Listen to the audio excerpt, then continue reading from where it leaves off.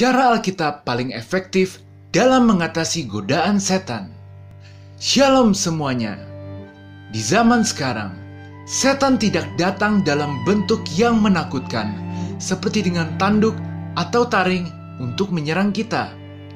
Tetapi serangan setan datang di dalam hidup kita dalam bentuk yang seringkali menipu kita, yaitu berupa godaan-godaan yang tampaknya terlihat baik di mata kita.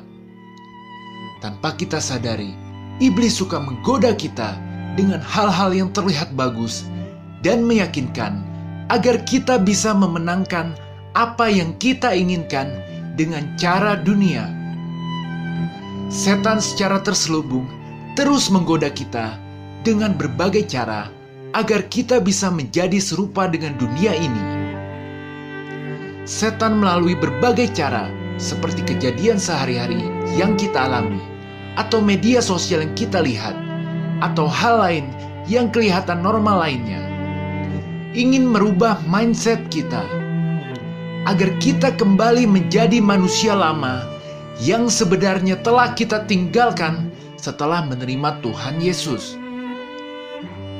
Bahwa hal yang terpenting di dunia ini adalah memiliki harta benda. Padahal Alkitab jelas berkata bahwa apa gunanya seseorang memiliki semua dunia tapi kehilangan nyawanya. Sehingga kita makin lama bisa makin menjauh dari Tuhan, yang pada akhirnya mengakibatkan kerugian besar bagi kita.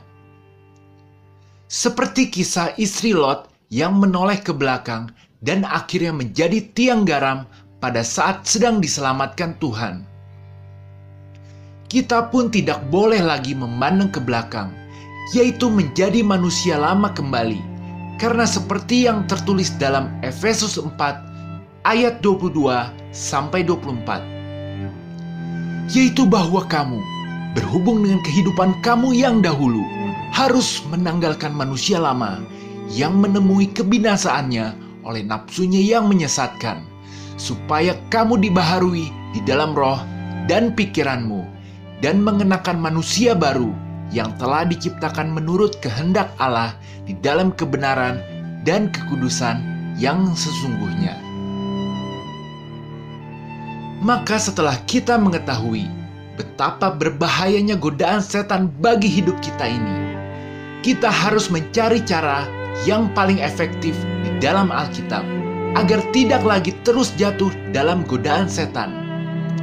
Agar ketika godaan itu datang di dalam hidup kita, kita bisa langsung segera mengatasinya tanpa waktu yang lama dan bersusah payah atau jatuh bangun terlebih dahulu. Jadi apakah cara yang paling efektifnya itu? Kita harus kembali ke masa paling awal ketika manusia pertama kali digoda dan dijatuhkan oleh setan, yaitu dalam kisah Adam dan Hawa. Seperti kita tahu, pada waktu itu setan berbentuk ular datang kepada Hawa di taman untuk menggoda Hawa dengan mempelintir kata-kata Tuhan agar Hawa mau melanggar perintah Tuhan dengan cara memakan buah terlarang itu.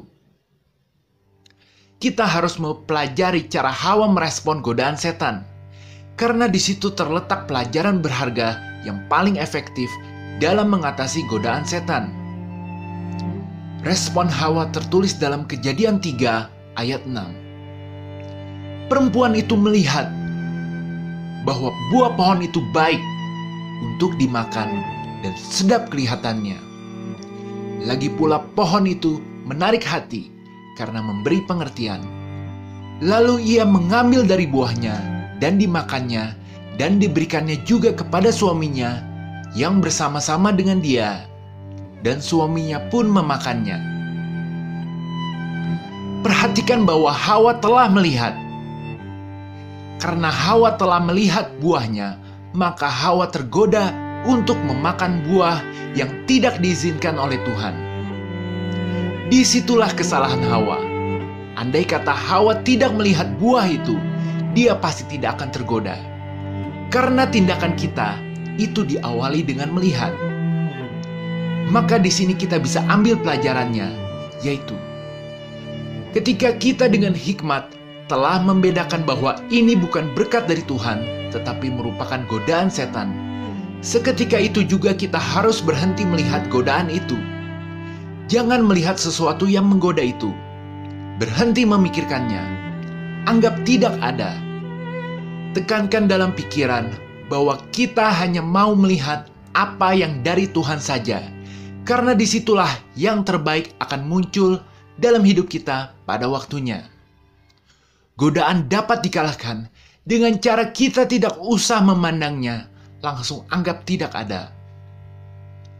Berbagai macam bentuk godaan dapat diatasi dengan cara tidak memandangnya.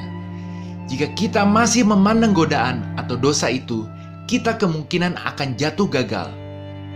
Seperti ketika kita terus memandang kue yang ada di atas meja, kemungkinan kita akan tergoda memakannya. Tetapi ketika dengan sengaja kita tidak memandang kue itu, lalu menganggapnya tidak ada, kita akan sukses untuk tidak memakannya. Ada ungkapan bahwa makanan terenak adalah makanan orang lain. Atau peribahasa terkenal, rumput tetangga lebih hijau dari rumput sendiri. Mengapa demikian? Karena kita telah tergoda untuk memandangnya, sehingga kita merasa bahwa apa yang ditawarkan dunia terlihat lebih baik daripada apa yang telah dianugerahkan oleh Tuhan kepada kita.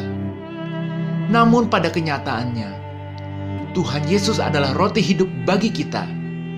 Jadi di mana ketika kita telah datang kepada Tuhan Yesus dan percaya kepadanya, maka kita tidak akan lapar dan haus lagi. Jadi walau kita sekarang merasa hidup kita sederhana dan biasa saja, tetapi ketika kita tetap berjalan di dalam jalan Tuhan, maka berkat rohani yang akan kita terima nantinya jauh lebih indah, hebat, dan bagus daripada apa yang ditawarkan dunia. Amin. Sebagai penutup, Adam dan Hawa serta banyak orang telah tertipu oleh tipu muslihat iblis. Oleh karena itu, kita tidak boleh mengulangi kesalahan mereka, yaitu memandang yang seharusnya tidak boleh dipandang, walaupun terlihat baik. Kita hanya boleh memandang yang terbaik saja, yaitu memandang Tuhan Yesus dengan segala berkat rohaninya, dan menyadari bahwa hanya Tuhan Yesus yang benar-benar baik untuk kita. Seperti yang tertulis dalam Kolose 3 ayat 2-3. Pikirkanlah perkara yang di atas, bukan yang di bumi, sebab kamu telah mati dan hidupmu tersembunyi bersama dengan Kristus di dalam Allah. Amin. Tuhan Yesus memberkati.